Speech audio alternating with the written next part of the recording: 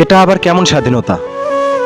মেয়ের অপরাধের শাস্তি পাচ্ছে বাবা, বাবার অপরাধের শাস্তি পাচ্ছে পরিবারের সবাই। এরকম স্বাধীনতা তো আমরা চাইনি। এখানে বঙ্গবন্ধু কি দোষ করলো? তার মূর্তি ভাঙার ভাঙলো, এবং তার মূর্তির মাথায় প্রস্তাবও করা হলো, আর সবাই তাকিয়ে তাকিয়ে শুধু দেখলো। এটা আপনাদের কেমন বিবেক, কেমন বিচার? আপনারা কি ভুলে গেছেন বঙ্গবন্ধু কে ছিল?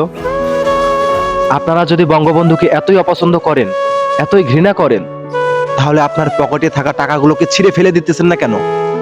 তার মধ্যেও তো বঙ্গবন্ধু ছবি আছে। আপনারা বঙ্গবন্ধুর জায়গায় শহীদ মুগ্ধর ছবি লাগালেন, শহীদ আবু সাইদের ছবি লাগালেন।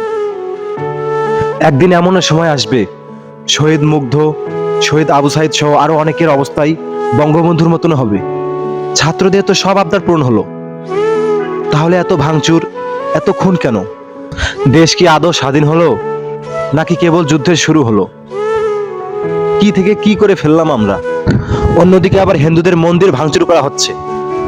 এখানে আবার আপনারা ধর্মকে নিয়ে আসলেন কেন? এটা তো আমাদের কোনো ধর্মবিরোধী আন্দোলন ছিল না। আসলে আমরা বাঙালিরা এতই চালাক যে সামান্য একটা তিলকে তাল বানিয়ে ফেলতে আমাদের সামান্য সময় লাগে না। বাইরে থেকে যে কেউ আমাদের উপর ষড়যন্ত্র করতেছে, এটা আমরা বাঙালিরা কেউ বুঝতেই পারতেছি না। সবশেষে একটা কথাই বলতে চাই, এখন যদি আমরা সবাই এক হয়ে কাজ না করি, তাহলে নিশ্চিত সামনে আমরা বড় কোনো দুর্ঘটনার শিকার হতে পারি।